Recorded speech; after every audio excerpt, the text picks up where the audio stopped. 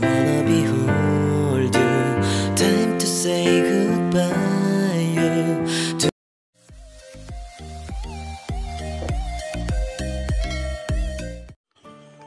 Nag-trending kahapon ang mga interviews ni MJ Felipe sa kanilang dalawa ni King Pao. And from what I say kay Paolo Avellino, hindi siya pang promo lang. Ever since naman, ganyan lang talaga siya sumagot. Very straightforward, and he tells it as about Kim na nagsasabi siya ng totoo as a neutral. Seryoso talaga si Paolo if itatanong about Kim. Hindi tulad dati na parang bero or something. Ito ngayon seryoso siya. Kinilig ang lahat, hindi makamove on pa rin dahil dito sa mga vice versa nila kahapon na kung saan ay napaka-sweet. There off-cam moments during the linlang, hindi naman fully romance drama. Hindi naman sila intensyong gawing love team, sadyang marami silang na-attract kasi nga ang lakas ng chemistry nila off-cam. Kaya lumakas ang fandom ng King Pao kasi nga natural lang sila. Ito kasi yung sabi ni Kim noon na nakakababae pag pinaglaban. Yung iba kasi sinasabi pang promo lang kaya nagpakilig. Just leave the same sentiments on a comment on one of the posts earlier about the interview.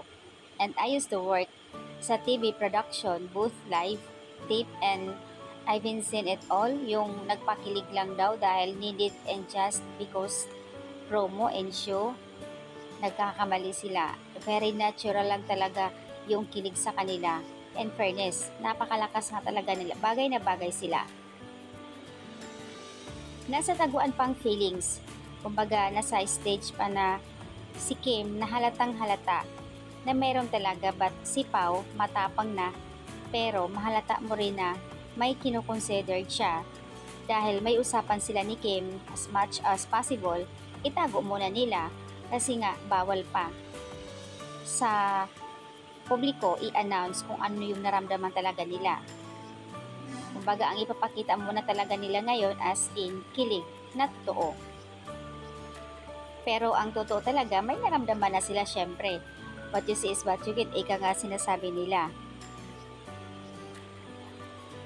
Ito talaga ang bungad sa akin ng mga King Pao. Diretsahan na talaga siya. Sobrang tapang talaga ni Paolo.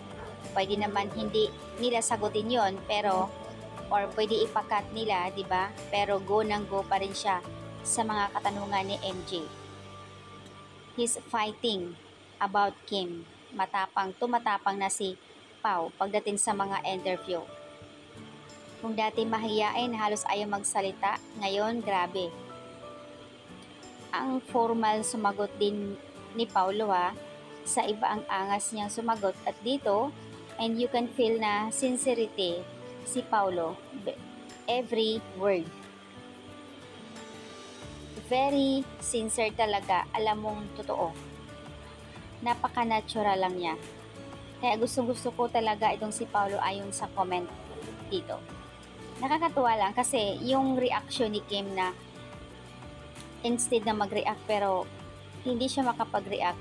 The way makasagot si Pao na talagang nagsasabi ng totoo at ramdam ng lahat na may feelings talaga. Pero yung naramdaman ni Kim, syempre hindi maitago ang kilig. Sobra. Ang daming kinilig sa kanila ngayon, mga netizens. Iba nga, may mga edad na. Ang lakas ng chemistry nila. Sana patuloy nga ang kanilang series after ng WWSK. Hiling ng karamihan na sana may movie uli. Dahil nga sa kanilang lakas ngayon sa social media, siguradong tatangkilikin ito kung mayroong silang movie.